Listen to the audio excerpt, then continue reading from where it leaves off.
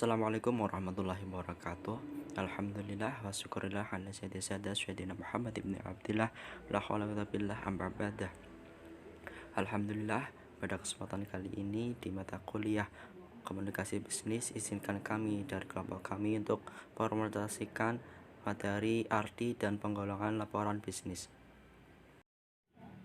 Beberapa anggota dari kelompok kami ada 8 orang. Yang pertama adalah David Triana, yang kedua Fadli Komarudin, yang ketiga Maria Ulfa, yang keempat Milda Arfidah, yang kelima Muhammad Rizky, yang keenam Nurjana, yang ketujuh Rio Ahlan Faizal, dan yang terakhir atau yang kedelapan adalah Zaki Arya Maulana. Yang pertama, pengertian laporan bisnis. Menurut Herta A. Murphy dan Herbert W. Hildenberg dalam bukunya Effective Business Communication, memberikan definisi tentang laporan bisnis atau business reports sebagai suatu laporan yang memiliki sifat netral, tidak memihak, memiliki tujuan yang jelas dan rencana penyajian fakta kepada seseorang atau lebih untuk tujuan bisnis tertentu. Selanjutnya, bagi suatu perusahaan, pada umumnya penulisan laporan bisnis digunakan untuk memenuhi berbagai keperluan, antara lain: 1. Untuk memonitor dan mengendalikan operasional perusahaan, besarnya laporan operasional, laporan kegiatan personal.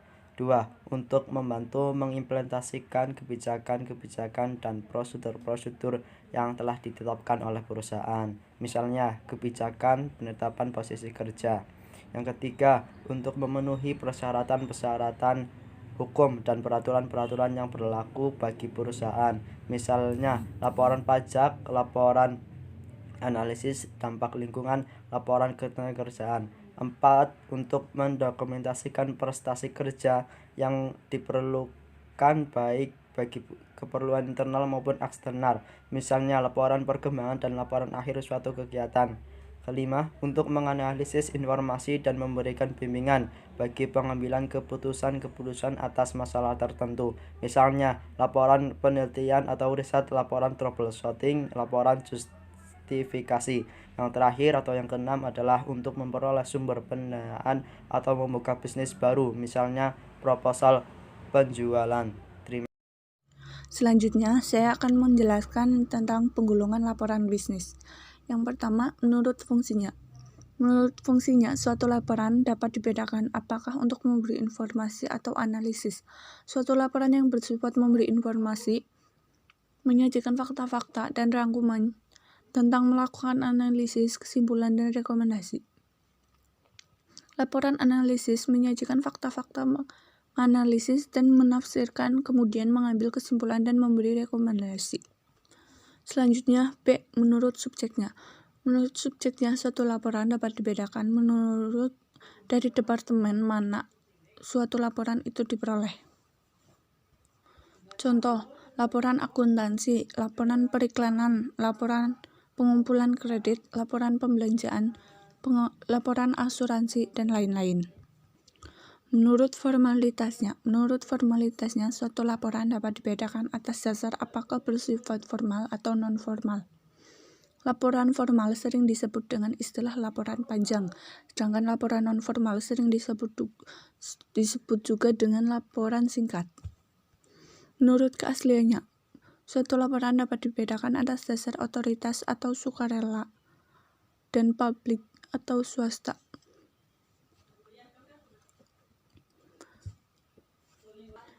Menurut frekuensinya. Menurut frekuensinya, suatu laporan dapat dibedakan atas dasar apakah secara berkala atau khusus.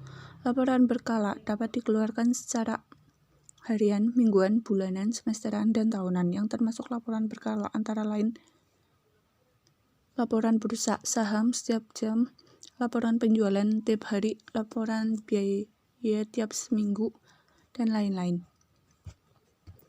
Laporan khusus mencakup situasi atau kejadian yang unik, seperti munculnya krisis dalam suatu perusahaan. F. Menurut jenisnya. Menurut jenis atau penampilannya, suatu laporan dipengaruhi oleh formalitas dan panjangnya laporan. Jenis laporan dapat bersifat informal. Laporan informal meliputi laporan memorandum, laporan surat, dan laporan cetak.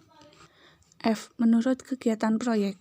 Dalam melaksanakan suatu proyek, terdapat 3 jenis laporan, yaitu laporan pendahuluan, laporan perkembangan, dan laporan akhir.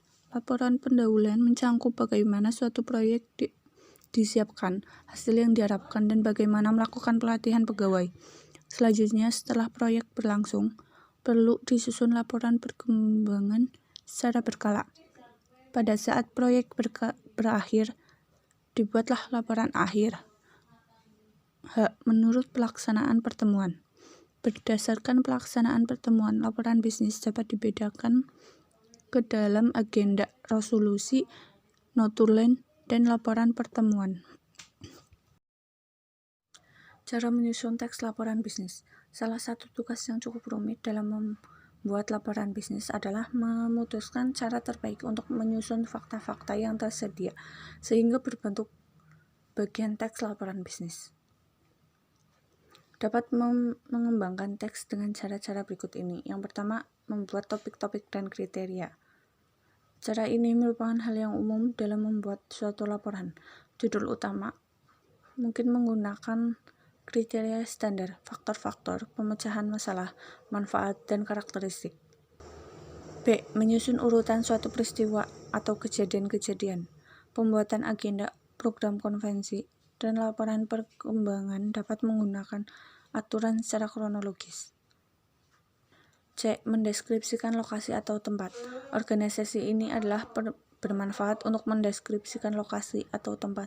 Apakah mereka di rumah, pabrik, kantor, pusat perbelanjaan, perusahaan internasional dengan cabang-cabangnya yang tersebar secara geografis ke berbagai penjuru dunia. D. Menjelaskan suatu proses atau prosedur. Cara pengembangan ini hampir sama dengan pendekatan kronologis. Metode ini menelusuri tahapan-tahapan, katakanlah suatu tahapan kebijaksanaan, operasi mesin, tahapan prosedur, melakukan tabungan atau penarikan simpanan. E. Menyusun urutan tingkat pentingnya secara alfabet. Pada urutan pertama, menunjukkan ide-ide, kejadian-kejadian, atau topik yang paling penting. Selanjutnya, baru yang kurang penting atau tidak penting. F. Menyusun urutan tingkat familiaritas. Cara pengembangan dilakukan dengan penyajian hal-hal yang paling sederhana atau familiar, kemudian meningkat ke yang lebih kompleks atau yang kurang familiar. Kemudian menyusun sumber-sumber yang digunakan. Metode ini kurang diminati, kecuali yakin bahwa pembaca sangat tertarik terhadap sumber informasinya.